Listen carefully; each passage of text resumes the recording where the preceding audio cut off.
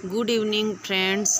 Hello, नमस्ते और बड़ों को प्रणाम। मैंने अपने बच्चों को पढ़ने के लिए बिठाया था। ये शाम का वक्त है। उसके बाद मैं किचन में चली गई थी। मैंने खीर चढ़ाई थी। खीर के लिए दूध बिठा दिया था। उसके बाद दूध में मैंने सामे का चावल डाला था। आज मेरे हस्बैंड को सामे का चावल का खीर खाने का मन किया था। उसके बाद खीर बिठाने के बाद मैं सब्ज़ी काटने चली गई हूँ और आज मैं बना रही हूँ तोरई की सब्ज़ी। मैंने सारी तोरई को छीलकर पानी में डाल दिया था और फिर छोटे छोटे टुकड़ों में उन्हें काट लिया था।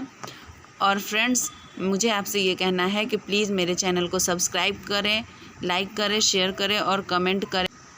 एक यूट्यूबर के लिए एक सब्सक्राइबर भी बहुत ज़रूरी होता है फ्रेंड्स। तो प्लीज़ किसी अगर एक ने भी मेरे चैनल को सब्सक्राइब किया तो मेरा चैनल थोड़ा सा तो प्रमोट होगा।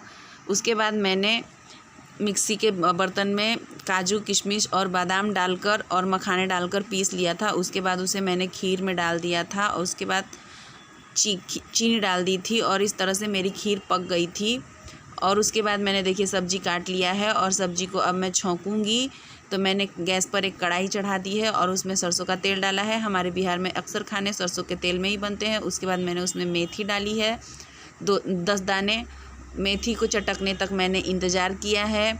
जब मेथी चटक गई थी तब मैंने उसमें मेथी चटकने के बाद मैंने उसमें लहसुन और हरी मिर्च का तड़का लगाया था।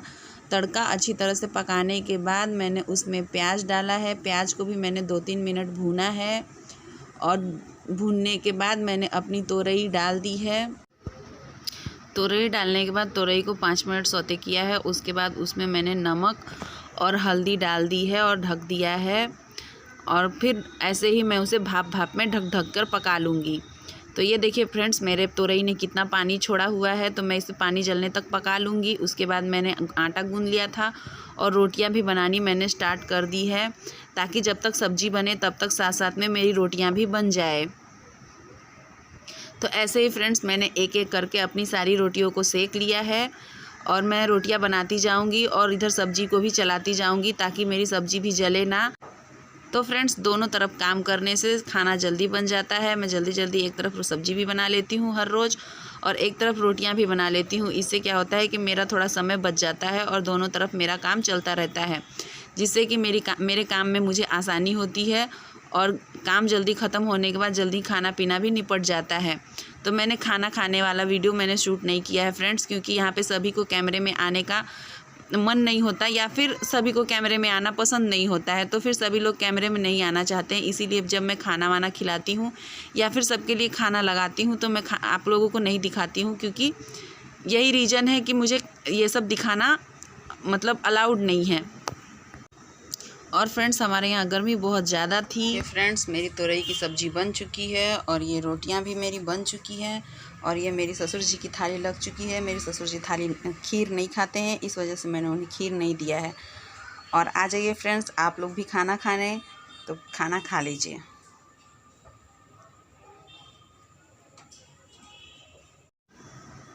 खाना वाना खाने के बाद फ्रेंड्स, मैंने बर्तन धो लिया था। मैंने बर्तन धोते समय का भी वीडियो नहीं लिया है, क्योंकि मैं जहाँ पे बर्तन धोती हूँ वहाँ पे लाइट का व्यवस्था नहीं है। इस वजह से मैंने हल्की हल्की लाइट में ही बर्तन धो लिया था और फिर यहाँ पे बर्तन को लगा रही हूँ। यहाँ पे बर्तन लगाते हुए मैंने आप लोगों को दिखाया है। बर्तन लगाने के बाद मैंने रात में ही गैस वैस सब पोंछ लिया था, ताकि सुबह जब मैं बच्चों की टिफ़िन विफ़िन बनाने के लिए आऊँ तो ये किचन मुझे साफ़ साफ़ लगता है। मुझे सुबह सुबह कुछ नहीं करना होता है।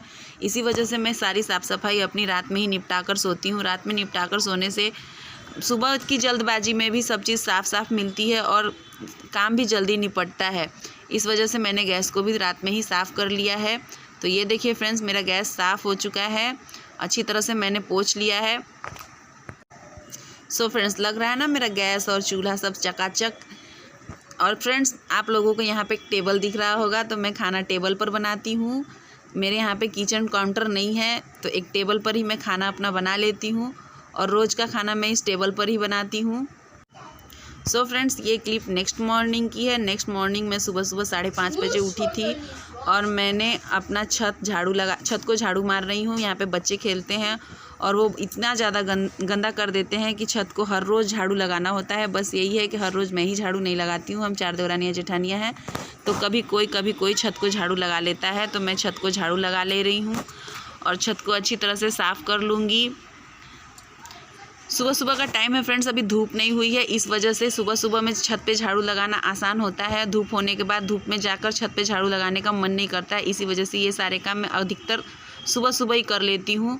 तो मैंने अभी छत को झाड़ू लगा लिया है। इसके बाद मैं सारे कचरे को उठाकर डस्टबिन में डाल दूँगी ताकि कोई फेंक दे, क्योंकि अभी हम लोग बहुएं हैं तो बाहर नहीं निकलती और कचरा वगैरह नहीं फेंकती हैं, तो कोई ना कोई जेंट्स लोग या फिर बच्चे कचरा को डाल देते हैं। तो मैंने अभी सारे छत को झाड़ू लगा लिया है अच्छी तरह से। उसके बाद मैंने सारे कचरे को भी उठाकर डस्टबिन में डाल लिया है। देखिए फ्रेंड्स, हर जगह की साफ़ सफाई बहुत ज़रूरी होती है, क्योंकि जब घर में बच्चे होते हैं तो वो खेलते हैं और गंदगी फैलाते हैं, लेकिन हमें उसे साफ़ रखना पड़ता है, क्योंकि फिर वो अगले दिन खेलेंगे। और मेरा घर रोड टच है, तो मेरे बच्चों को ज़्यादातर बाहर खेलने को नहीं मिलता है, उनके लिए बस यही छत है जो वो छत पर ही खेलते हैं।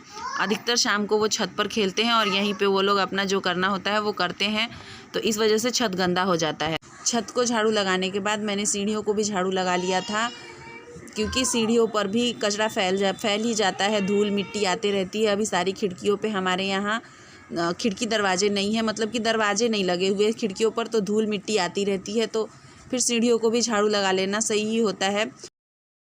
इसी के साथ फ्रेंड्स मैं अपने वीडियो को एंड करती हूँ, फिर मिलेंगे एक नए वीडियो के साथ। Bye bye friends.